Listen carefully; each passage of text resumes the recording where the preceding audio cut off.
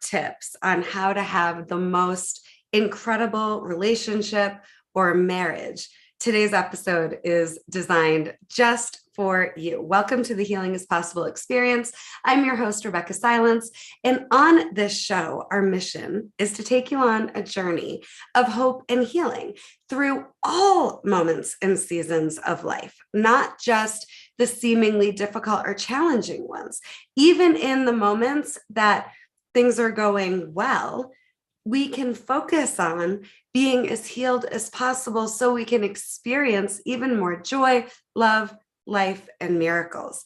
Today, I am so excited and honored to welcome my husband, Mark Doherty, to the show. We have not scripted this for you. I'm not quite sure where it's going to go, but I'm very excited. A great metaphor for the marriage that we have. We're not quite sure where it's going to ever go, but we're along for the ride and committed to the journey together. But we just celebrated our 10-year wedding anniversary, and it's a big milestone, and it's unbelievable to me how much has occurred over the course of our 10 years married. And we were talking on our anniversary about how so many of the moments and challenges that we faced could have really taken us out very easily and very quickly. And yet we're still here. So we're just going to have an open and vulnerable conversation with you about our marriage and what we've learned and how we navigate it together. As a relationship expert, I wanted you to get an insider look into my own marriage. And hopefully what we share will help you with your own relationships, or at least will ignite a spark that allows you to commit to a relationship of your dreams actually being possible for you. So with all that, welcome, Mark, to the show. Thank you. Thanks for having me. This is so fun. Why do you think this show and episode that we're doing together is important? And why did you want to do this with me? Well, I wanted to do it with you, one, to support the work you're doing, and two, because I knew that we'd have a good conversation. And whether one person watches this or no people watch this or however many, you and I would get something out of it, right? And I think our ability, our desire to continue to talk through the good stuff, the bad stuff, the planning, the boring, all of it, right? Just to continue the process has been valuable. So, why not do it in this format? I love it. And I'm so grateful that you're willing to do the show and life with me. What is your perspective on 10 years of marriage? Let's just dive into the deep end. Yeah. So 10 years of marriage feels like it's flown by on one hand.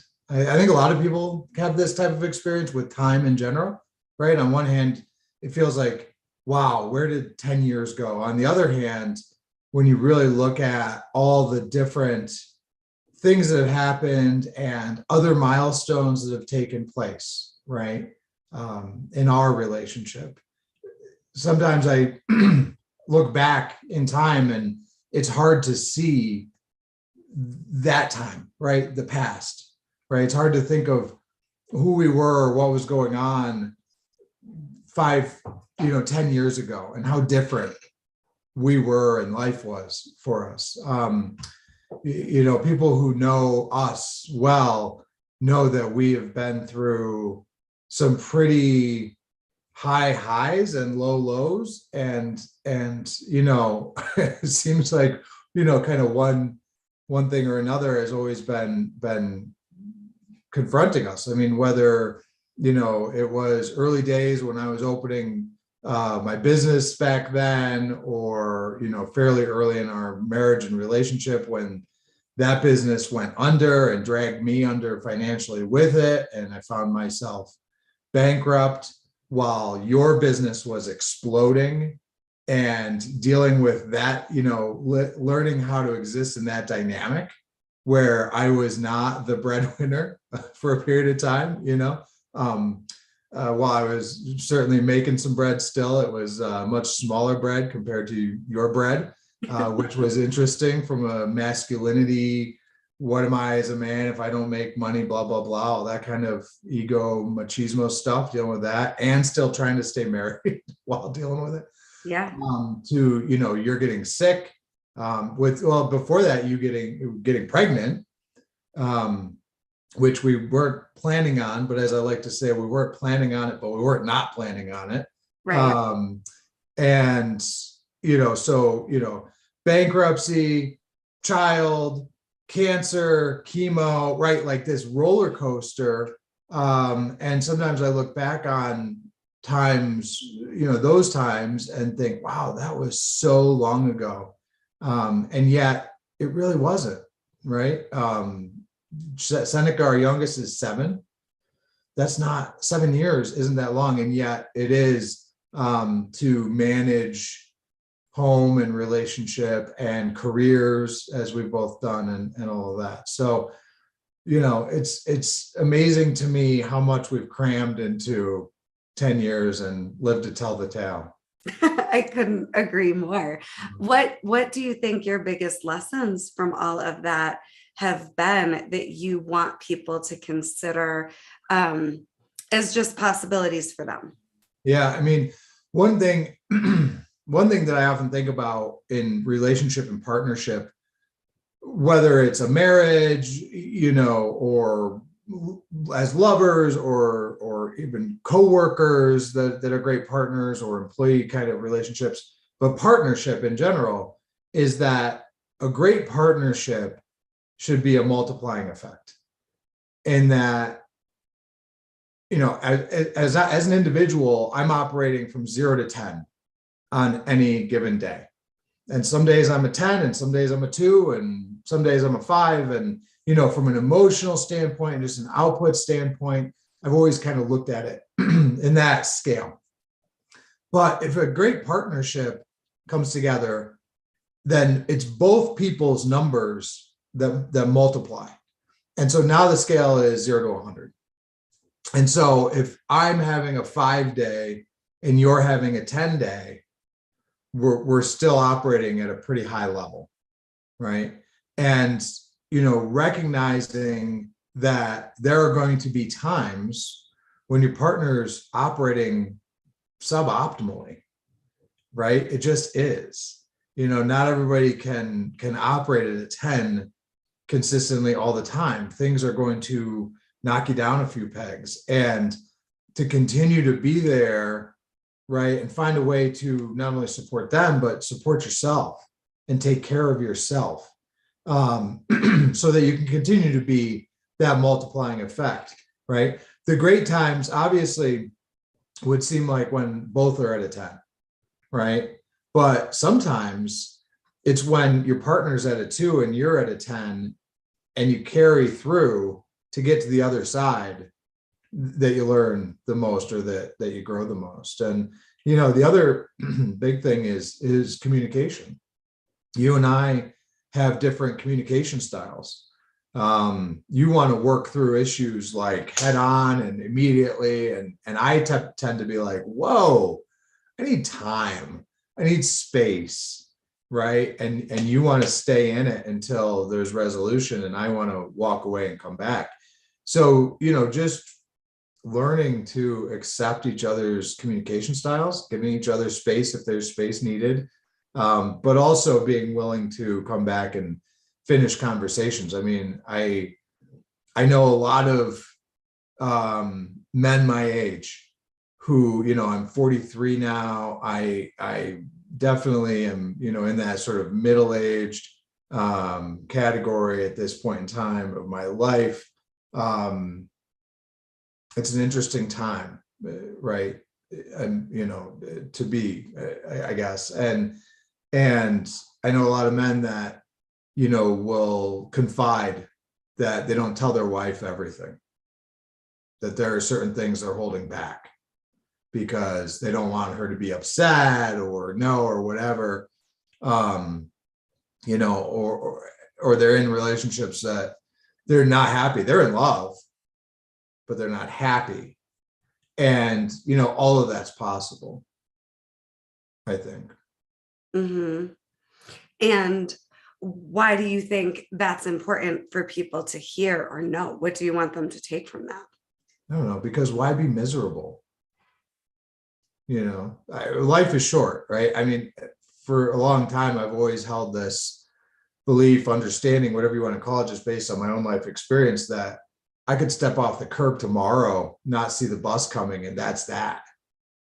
Right. And as morbid as that sounds, I do try to get the most I can, or keep myself in a high enough vibration state, what have you, to get the most I can out of life, and to enjoy, the benefits that I have, that the universe has given me, right? Which so much of it revolves around, you, our children, my oldest Lucy, who's back in my life, and just being available 100%, right? And so finding that balance of career, money, family, love, self-care, all that stuff, I think is really critical.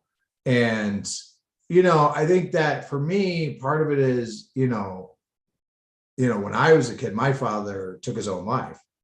And that's always interested me beyond the emotion of it, right?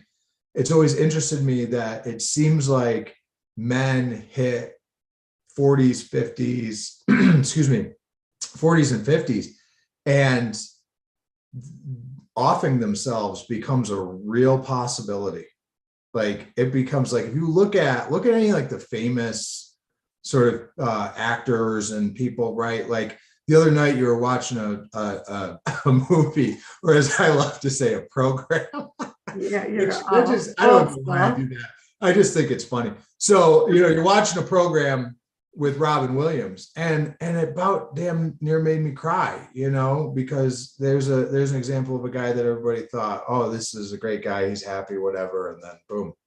And so, it's that finding that balance, right, that I think is lacking, and I just think that it's important for, men, especially as they get older, right? And, everything is changing, and you've got the job, and you've got a career, and you're making money, and you've got 2 cars and a big house, and all of that stuff. But if you're, going home thinking dark thoughts, and not talking about it, and not sharing that with anybody, and not finding balance or worth in your life, right? Or not taking time to be with your children because other things seem more important. Those are things that I think are worth talking about.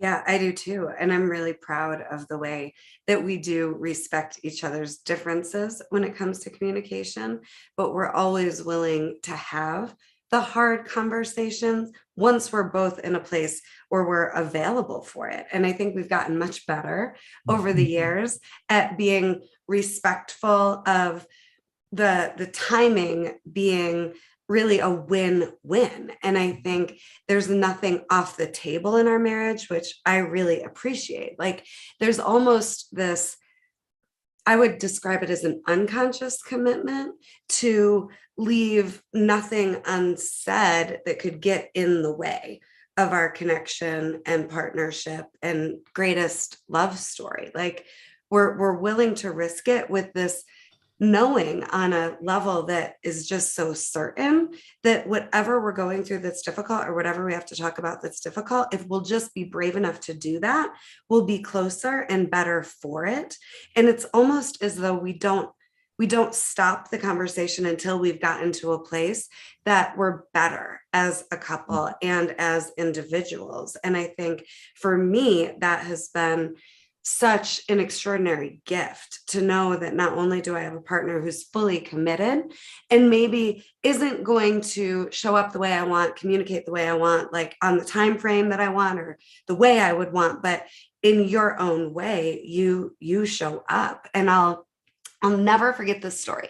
So whether you know us or not, now you've heard from Mark a lot of our early years in the marriage, I like to say we've had the advanced course. And it was a challenge for me too, with your business going under. That was our first challenge. We're both entrepreneurs. And I think that's one of the coolest things, obviously, about what we've created, at least to me. Like, we respect each other's entrepreneurial spirit, and we're available for the risks that each other take, and we're there for each other through the ups and the downs. But I'll never forget, in a coaching session with my coach at the time, I was getting resentful about what's going on with the finances. And we had 3 mortgages because the business was personally guaranteed. So when the business went under, now we have 3 mortgages, and I'm, working so hard and paying all the bills. And I remember just bitching to my coach and recognizing in a flash, I'm going to work this hard because I want to, not because I have to. Like, this isn't now I have to work harder than I want to work moment. This is you're doing what you want to do. So why are you going to go into drama? Like, this isn't what you'll be doing for the rest of your life. And I just remember how powerful that was. And I also just want to point out that I think that for you, I don't want to speak for you, but I think this is true, was one of your biggest fears. Like, what's going to happen in my marriage if I, am temporarily belly up financially? And then for me, my biggest fear was to basically have no control over my health, my body. I wasn't sexy. I remember, again, crying to my coach on a coaching call, fast forward while I was sick, that like, I'm not sexy. I don't think he's ever going to want to have sex with me again. And my coach is saying, Rebeccah, your job is to stay alive, not to be sexy right now. Just stay alive. Your hair will come back. You'll come back, And I think it's also so difficult in those hard moments to remember that they're temporary. And I think one of the things that we've done really well is to know there will be a beginning and a middle and an end to each season that we're in. Each chapter, each moment isn't going to last forever. And we just, again, I think somehow have found a way to know with certainty that there will be another side. And no matter what life throws at us or is happening in life, we'll get better as a result of it, because that's what we choose. Yeah. I think it's been incredible. Yeah, I agree. I mean, it's a long game. Yeah, you love to say that. I love to say that, right? Don't be nearsighted. He's always telling me. Don't be nearsighted. It's a long game. And I guess part of why I love to say that is my own ego, because I think I'm really good at playing the long game. You are. But I also think there's validity to that, right? I mean, not only is it this idea that if you're measuring everything as a sprint, then the little things are going to totally derail any relationship, right?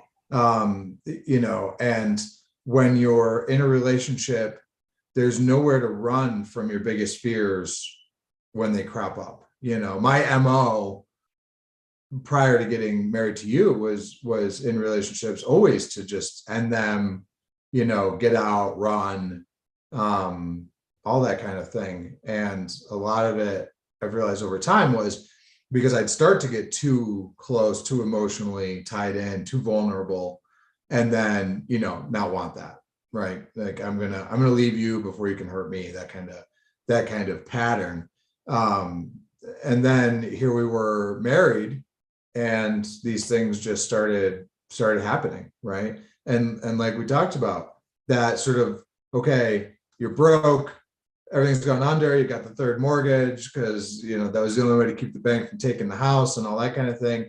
And how do you deal with that? It's not, because it's not only how do you deal with that in the relationship, it's how are you dealing with that as an individual, and what are you making these things mean about yourself, right? What am I making it mean that I failed, right? What am I making that mean as, from a masculine point of view? Is it that, men make money and men support and men are the breadwinners and all these kinds of things that maybe have been developed in my psyche over time? And how is that impacting the way I come home when I mean, I remember going through a period when that was all going on, where I was working for a buddy of mine, and God bless him that he was willing to give me a job, but I was back in the kitchen cooking because I needed money. I needed to do something. I needed to help contribute. And that was easy and quick. And thank God my buddy who owned a restaurant there was like, hey, no problem, dude. I got you. And I had that. But, I remember coming home from that, resentful that I was back in that position. And that you were just blowing up and busy and crazy schedule and crazy success, and I wasn't experiencing that. So but going through it together is really interesting, right? And then first child together being born, finding out you're pregnant, right? And again, how do you show up when the chips are down? How do you show up when everything is great, the most wonderful things in the world are happening, right? That's and then even during the boring times, right? Sometimes it's just 9 to 5, working, taking kids to school, kind of boring shit, right? Like middle-aged life in suburbia, and it's not that exciting. And how do you keep it exciting, right? So there's all these facets that I think you either get good at or things fall apart. But if things are falling apart and you want to fix them, you can. You can always come back. I think there's always the ability to come back and course correct. Absolutely. I'm so glad you said that. And I think a big part of reinventing, which would be my way of saying the same thing, is remembering that there are 3 sections of the relationship. There's each person as the individual, and then there's a third entity called the relationship. And one of the biggest things that I see with the couples that I work with is that there isn't an understanding that you can have independence and the relationship. It feels very much a societal norm that you have to choose. You can be independent or you can have your relationship. And I think we've done a really great job of making sure that each of us take responsibility for our independent, individual life, dreams, vision, experience, and we support each other's, whether we agree or not, because there have definitely been times where some of my choices, you couldn't quite see the vision yet. Same with you.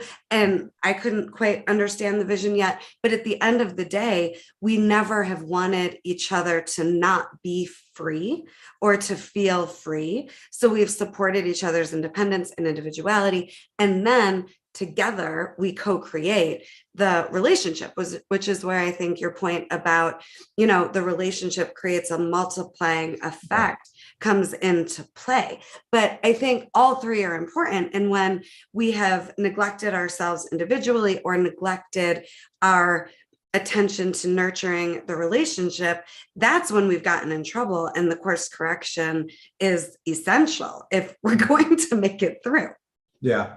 I think also just being honest about yourself personally, like you said, the 3 different parts, right? The 2 partners and the relationship as 3 individual entities.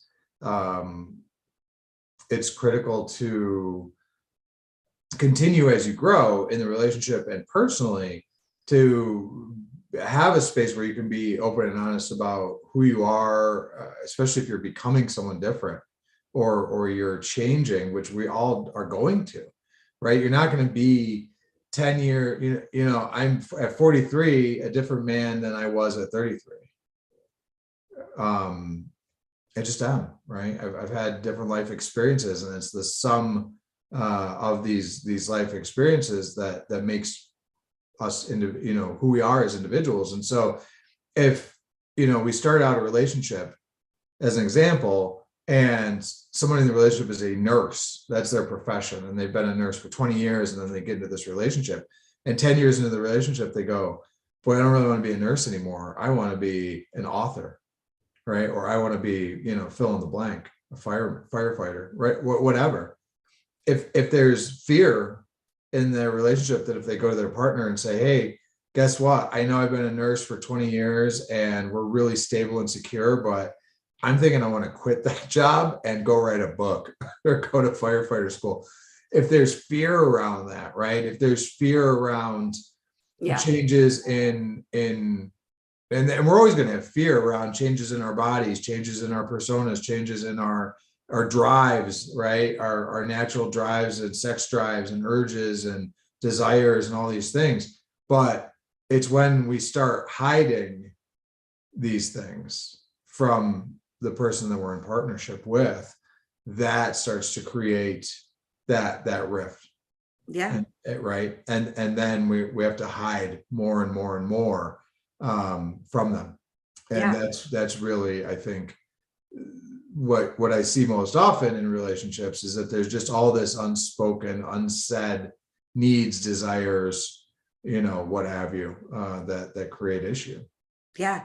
And I do think that we continue to surprise each other. And I think when you think about change, it can be easy to default to that's a negative thing, or that's a scary thing, or that is a bad thing. And then, we both say to each other all the time, like, who you married, even though we're doing something new or different, or, Right. course correcting on our individual paths. It's like we started knowing who each other were going to be ever evolving and uber ambitious and the highest possible standards. So while there have been a lot of changes along the way, I think the way we foundationally started off the marriage was there was already an understanding that would be the case, which allowed for different versions of ourselves to, reintroduce, let me reintroduce myself to you, my spouse, over and over again. Yeah. Well, I think that part of it is that when you and I met, early 30s, right? And we had when we got together, right? Because right. Well, when we got together, yeah, because when we met, it was a few years prior to that. But when we got together, I think we were both in a position where we were just like done pretending for relationship, done adjusting or not being, willing to be in relationship or wanting relationships so desperately, want that we were willing to pretend or subdue certain aspects of ourselves. Right. So when we first got together, it was kind of like, here's me as an open book. Here's me as an open book. Here's all the dirty laundry. Here's all the stuff, right? Here's all the baggage I'm bringing along with me. You cool with that? Yes. You cool with that? Yes. Okay, great. Right. Yeah. And, the funny little story is when we went to lunch the one day and you're like, well, I have this list that I worked on with my coach that is all the things I want in a partner. And you pull the list out, and I often joke that you pulled it out and held it up and it unfolded like 50 times, like in a cartoon, just down the sidewalk it went, pages and pages. 11 pages. And I similarly had been, working with a therapist because relationships were not working in my life, right? And so I had sought some assistance with that and some guidance with that and insight. And one of the things that she had me do was write down what was I looking for, right? And so here we are at this point in time where we both met on very common ground of whether we're fully realized or not, we're both starting to look at relationship from a point of view of, well, what is it that I'm looking for? Not how do I become what they want or what they're looking for, but what is it I'm looking for? And where does that meet in the middle? Right. It was date 3. We did that. And I thought I kept trying to scare you away because I was like, there isn't a chance in hell he's going to be able to handle me. I was still operating from the belief and paradigm that I was too much and that I wasn't enough at the same time. So I had all this evidence and I had all this history, and I thought for sure I was going to scare you off so many times with the list, with my story about my childhood and where I had come from and who I'd been. I still had a lot of shame around, ways that I had coped and choices that I had made very early in our relationship. I was still bulimic in the beginning of our relationship and not telling you that right away. I thought there were so many reasons why this wouldn't be able to last, and it would only be a matter of time. It was great, but it would only be a matter of time until it wasn't. And you just kept proving to me, you're like, okay, there's your story. Well, here's mine. All right, there's your list. Here's mine. And I remember when I made the decision, I hadn't gone full time yet. I mean, this is how just precious the beginning of our relationship was to me. I remember being at Voss's in central New York and telling you, I don't want to just, work in schools and have a part-time private practice. I'm going to go on the radio and I'm going to have a pay private practice here in Utica. And I remember you looked at me and I made up, he doesn't think I can do it. He thinks I'm crazy. And, I think this is another difference between us. You're very, in my opinion, left brain analytical, and I'm very right brain creative dreamer. And, looking back, I think you were just looking at, well, wait a minute, how exactly is this going to work? There's nothing like this in the community right now. So, right. And then my brain is like, see, I'm rejected again. I'm not supported again. Let me see what can happen. But, I remember it was right after that conversation that I recognized, if I don't get my eating disorder under control, if I don't get my life together where I'm living what I would need to be living, being who I would need to be for people to actually follow me. If I'm going to be in integrity, I can't do this. So I remember having the conversation with you. I want to, leave the safe job with a consistent paycheck and the benefits and start my own venture here. And you had just started your aquaponic farm. Mm-hmm. And then I'm realizing, oh my God, I'm secretly bulimic and he doesn't know. I just all at that same time remember being brave and just deciding that I would rather know that I put it out there and see how you handled it and give you that opportunity to be with me and my truth, and then me getting the opportunity to be with your truth in the face of my truth. And I feel like that's what we've been doing ever since. I'm not going to leave my truth unsaid in shame and secrecy. I'm going to risk putting it out there and trust that you can handle it and our relationship can handle it and I can handle your reaction. Yeah.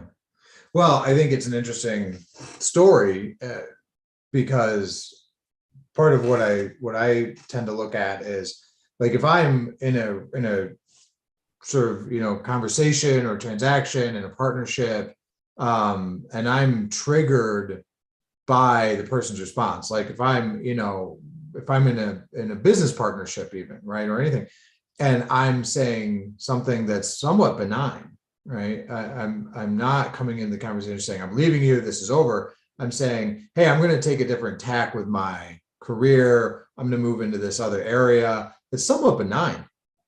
Right? It's not, I'm leaving you, this is over, right. And so if I'm triggered by someone's response to that, where am I out of integrity?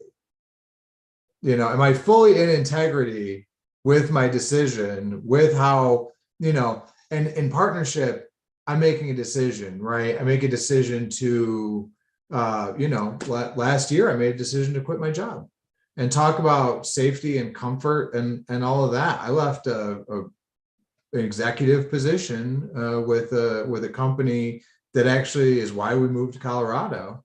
But it was breaking my soul.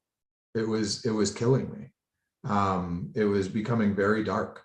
And I told you that. And you said, do whatever you need to do. Right. But I was in integrity with that decision. Right. I wasn't hiding. Right. I wasn't hiding this secretly. I'd been up to some bullshit and scamming them or something. And that's why I was leaving. Right. Because, in my early 20s, when I was up to all manner of shenanigans, I would leave jobs because I was afraid they were going to fire me. Right. So I wasn't in integrity when I was making those decisions. So, in any of these relationships and partnerships, if we're really that triggered by sort of a benign thing, I tend to look at it and say, okay, well, where am I out of integrity? Usually I can find it, and so I thought it was a great example of what you were saying, right? Because I remember that pretty clearly as well, that I was just like, okay, yeah, great. So you're going to do this, and this is how you get paid, and blah, blah, blah. Because setting up a business and the business development and the financials and things like that is how I think. Right. So that's kind of, one of the skill sets that I can bring to the table. And so that is immediately where I go in that type of conversation. I think one of the other interesting things I was thinking about is, when you introduced me to the love languages book. Yeah. The 5 love languages. Mm-hmm. Yeah. What is it? So it's like saying nice things and buying nice stuff and stuff like that, right? It's words of affirmation, quality time, physical touch, gift giving, and acts of service. Yeah, something like that. But that reading that, I remember reading that and talking about that with you, and that was really eye-opening for me, because so much of conflict, especially like early in our relationship, and by early I mean like right up until about a year ago, that would come from like, acts of service is mine. So I would like mow the lawn and not understand why you weren't more grateful. Right. And you would like say nice things to me and not understand why I didn't respond to that. Right. But for me, words of affirmation is bullshit, right? And we've talked about this. Like, I don't care about people saying nice things to me. Now, where that gets me in trouble is that I don't say nice things to people, right? Which isn't good, and so relationships suffer if I don't remember, or if I'll think nice things in my head, they don't come out of my mouth because they feel, for whatever reason, inauthentic to me. And so instead, I'll do something, right? I'll cook a dinner, or I'll take them some, whatever, right? Do these things. And so it was really interesting to learn that about each other. Right. So that we can better communicate, and express love and gratitude in the ways that are going to actually land and mean something to the other person. Right. Like, honestly, you hiring that crew to do our lawn was like the nicest thing anyone's done for me in a really long time. Like, it's one of the best gifts I've gotten in a long time. I love it. Right. That's, to me, it's like an act of service, gift giving, right, combo. It's a real win-win. Yeah. He came home the other week and I had hired a crew, so he didn't have to do the lawn anymore. Yeah. But I think what's really important about this conversation is my number one love language is your bottom.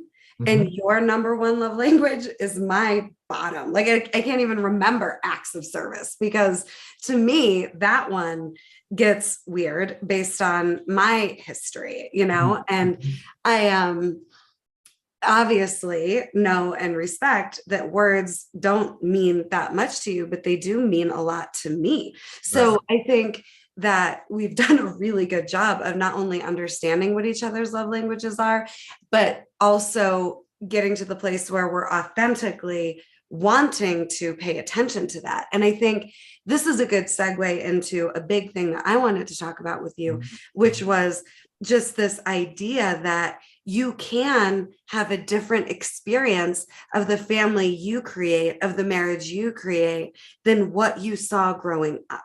Mm-hmm. And one of the number one things that I see when I'm working with couples is they've become their parents, and or they're re-experiencing life with their spouse through the eyes and filters of their inner wounded child, instead of creating something different. And I couldn't be more proud of what we've built. I wake up every day, and I go to bed every night saying, thank you, God. I remember in my first marriage, I've been married before, and it was very toxic, very violent. I was a part of that.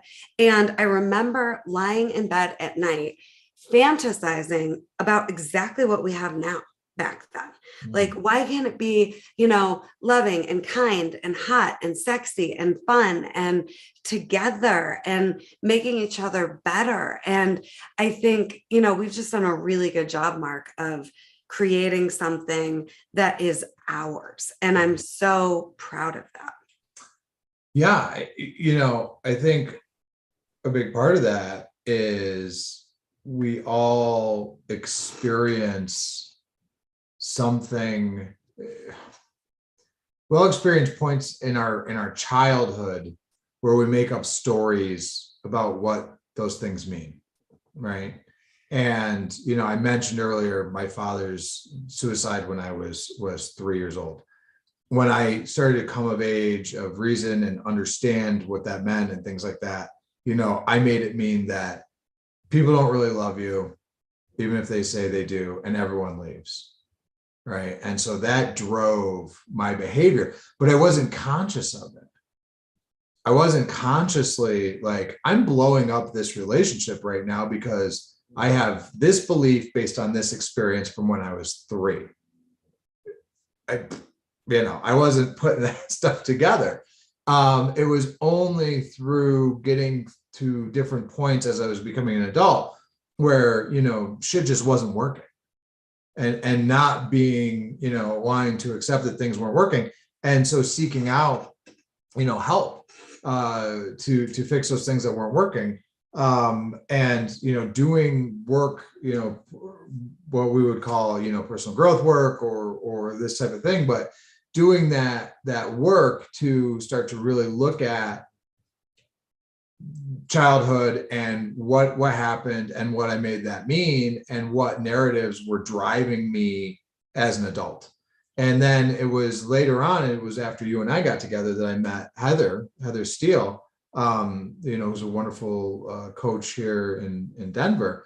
And we, of course, were living on the East Coast, but started to do, some work with Heather, including, retreats and whatnot. And, started to learn from Heather, I think was the first person who really talked to me about this idea that when you're having a reaction, so you're a 30-year-old, 35-year-old man having this reaction to a situation with your partner, your wife, you're really not a 35-year-old man. You're really having the reaction as an 8-year-old child or whatever. You're going back in your timeline, as she teaches it, to and reacting. And one of the other things I learned, in another realm, not working with Heather or traditional personal growth work, was an idea that I believe to be true, which is like there's only 2 types of fear of not getting what you want or losing what you have.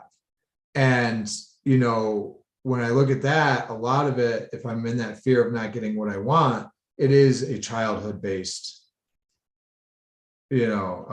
fear, right? Actually, both, I guess, really are childhood based fears. But, everyone, regardless, grows up with some type of situations that they make up stories about in order to deal with. And then those can, not always, but can run the show on you when you get older. And people have different levels of it, right? I mean, some people have horrific childhoods.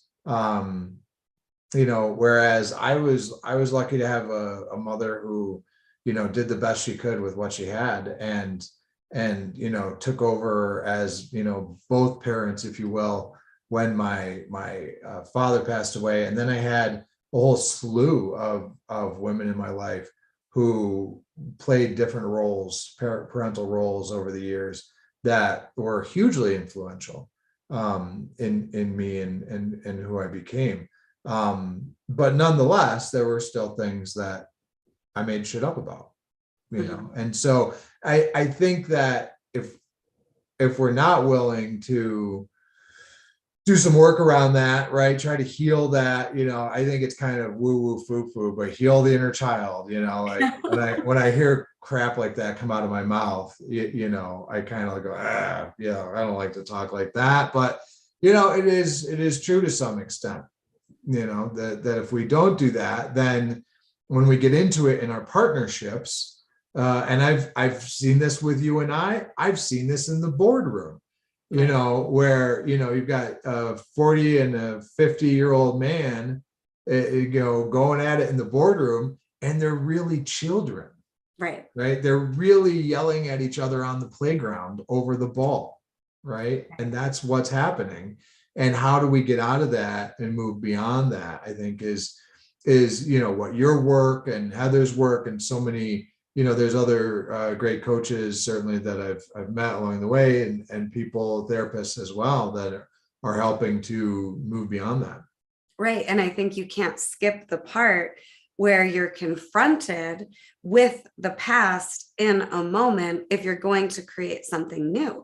And it's not a dig on our parents in a negative way when I'm suggesting you can create whatever the hell you want with your spouse, with your partner, with the family you're creating. It doesn't have to be the past on repeat. It's not that your parents did anything wrong. It's just you can lead in designing whatever you want, but the patterns repeat, the lessons repeat, the wounds get reactivated over and over and over again until and unless you move through them. And yes, big shout out to Heather Steele, who teaches, and so do I, that relationships are really where you get to meet yourself.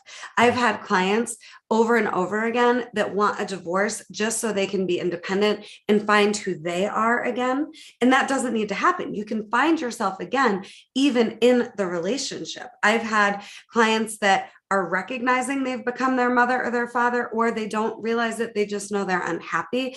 And we get to see what we wouldn't be able to see on our own because of the relationship. It's not just all about, the love languages and orgasms. It's about getting to see where your past still isn't healed, where your inner child is still desperately longing for needs to be met that weren't as a kid, whether your parents meant to or not. I mean, it isn't about, blaming our parents. It's about becoming the adult that decides to create what they want. And then we get to transform and reinvent as many times as we want to. And I think we're doing a really good job of that. And I think, we shouldn't end the episode without mentioning how many times both of us have threatened divorce on each other. Yeah. I mean, I think in the early days, I don't know. I don't think that that's happened in recent memory. Honestly, I think we definitely got beyond that. It was, somewhat childish reactions to things, right? But yeah, we both had said it at various times in heated arguments, disagreements, what have you, particularly in times where I think we would find ourselves disconnected. And in being disconnected, then something happens, right? You're disconnected, your ships are sailing in different directions, right? Because of other things in the world, in your world, that are taking priority. You're not making that effort to remain connected. At least this has been my experience, with us.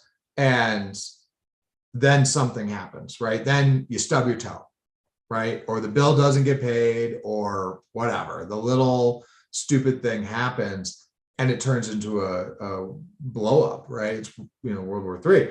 And in that moment, I could see where, sometimes after like a day or 2, 3 days of warring, we would make threats. I think one of the greatest things, we've done the last couple of years is to have a date night every week. And that's something that has been great, just to take that time. I mean, sometimes it's, more elaborate than others. Sometimes very casual, that we do something, go grab a bite or whatever, but it just gives us time to slow down and just be one-on-one and talk and get caught up and stay connected, and that's really been key in, dealing with the stub toes and the stuff that life continues to throw at us. Because that's the thing, right? No matter how friggin' healed you get, right? And anyone gets, no matter how perfectly you do things, no matter how great a parent you are, or how much money you make, or any of this, shit still happens. like life will still happen. And we'll keep growing and evolving. Yeah. And you keep growing and evolving. But, you know, if you don't remain connected in partnership, then as you grow and evolve, you're going to grow and evolve away from the partnership. Right. So yeah, you can grow and evolve and become that better person, but you're going to do it without your partner if you're not connected. Right. Similarly, as shit, like I like to say, shit's going to happen. When it does, if you don't remain connected, you know, you're going to find yourself at odds with that partner and struggling to see your way through the problem. Right. And I think it's not just about connection to your partner. It's also about connection to yourself and your individual dreams. Disconnection can happen around your own vision for your life as well. And then it's easy to get resentful or blame your partner. And it's really you. I mean, over and over again, I coach people that lost themselves in their marriages, and it's not their spouse's fault. And then the good news is you can always come back together. I think us having our weekly dates and our kind of Sunday check-ins are critical. And we do it separately. So Sundays, we look at the week ahead. What are the logistics? What are the bases that need to be covered? And just how are we doing? Like, how happy are we? How connected are we? Anything that we need to fine tune, tweak? We every single week, we have that conversation on Sunday, typically. And then we have a separate date night.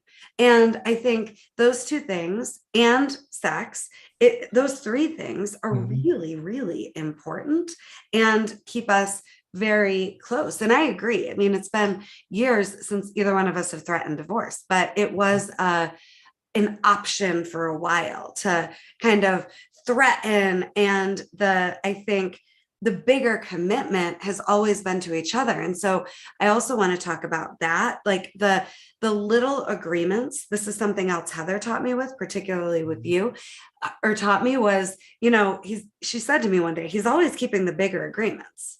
So if he's home late and he didn't call you, but he's bringing home dinner, like, who cares? Like the bigger agreement has always been, I think, the priority, but it's easy to get lost in the, as you would say, minutia, and not remember that, oh, we are on the same page. We are independently thriving and supporting each other in that. And then together we get to grow, reinvent, grow, reinvent, grow, reinvent. And we both want that. So just hopefully, you know, if you're watching, you're taking something from this conversation that you can begin to apply to your own life, or at the very least, you can see that you can create your own kind of tried and true recipe for your dream come true love story. And I am so grateful that I am living my dream come true love story every day, and it only gets better. And I'm so thankful for that. And I'm so thankful for what we've created. I'm so grateful Lucy's in our life now. Do you want to share anything about that? You mentioned Lucy earlier. Yeah, I mean, I did mention Lucy. So Lucy is my oldest child, who I gave up for adoption when I was 22 years old. I was in a relationship and neither of us were capable of successfully parenting, and I'll leave it at that. But made that decision, very difficult decision that dealt with over many, many years, and then had the opportunity to register for online services that reconnect adopted children with the birth parents, or provide that platform when the child turns 18. And you know, the interesting thing about it is, and this is something that Rebeccah was aware of, that this person existed, and that this situation had happened, and that I was still working through it. Rebeccah was aware of that, you know, on day one, I think, really, of our relationship, because I had already been working on my emotions and my feelings and my beingness around that, for, you know, around Lucy. And the adoption stuff for years before Rebeccah and I got together. And then, so it was very front and center. And I was always very clear that, like, hey, if this person ever, if I get the opportunity to meet this person again and have them in my life, that's something I want.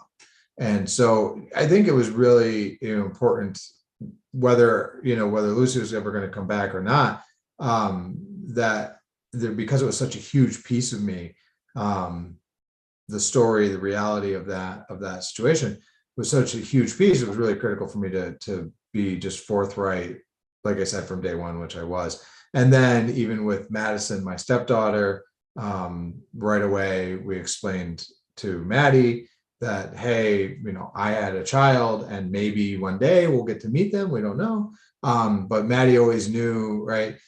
Seneca, our youngest, when she started to come to an age where you could have a conversation like that with a child on their level, we would start to have those conversations.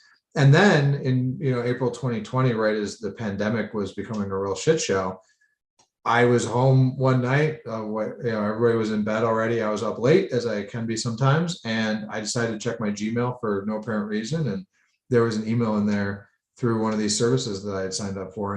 And now, over the last couple of years, I've had the opportunity to get to know Lucy, my oldest child, bring them into our lives. Rebeccah and Maddie and Seneca have just been totally open, and it's not without turbulence, right? Figuring out how do we integrate these worlds, but I think that the biggest thing has been that just my wife and my other two children were completely aware. This wasn't a hidden, Right. a hidden portion of my life. It's very open, not only about the fact that this other child existed, but my desire that they be back in my life. And then, the universe saw fit to make that happen when it did. And, I'm super grateful. And it's pretty amazing to have them back. And they're visiting us a couple of weeks ago, and we rented a big old family truckster and drove all around Colorado and had all the kids and everybody and the whole family. It was amazing. It's amazing. And it's amazing to be supported, right? It's amazing to be supported by you in all the crazy stuff I get up to, So yeah, it's awesome. I'm so grateful, and thank you for having this conversation. What final thoughts do you have for anyone watching? I'm not sure. I'll just that I think that if we're willing to do the work on ourselves, it makes the work of the relationship a lot easier. And again, whether that's marriage, dating, or work relationships, or any type of relationship, it starts with the work on ourselves and then becomes the work of the relationship. You can really have something, even if you don't have an example from growing up. And I think that's part of the problem too, is a lot of people just don't have an example of what healthy relationships look like, per se, or healthy masculinity or healthy femininity or what have you. Even if you don't have those examples, you can still find a way to create it for yourself. Absolutely. And I just want everyone to know that healing is possible when it comes to any and every relationship. If you're willing to 100% commit to being your best, and that's always enough. And I appreciate all of you for watching. Mark, I love you so much. You are just my biggest dream come true in this family and our kids. I'm so proud of what we built, and I can't wait to see where we continue to go together. Thank you for being here. Do me a favor for your homework assignment. Please write out what it is that you want most for yourself when it comes to relationships. And then be brave enough to share that with your partner or your coach, therapist, mentor. If I can help, if you want to work with me for 2 days to reinvent, to get more profoundly connected than you can even imagine, reach right out. But write out what you want. It's the beginning of creating it. Thanks again, everyone. Healing is possible, and not just in general, for you, for me, and for all of us. See you soon.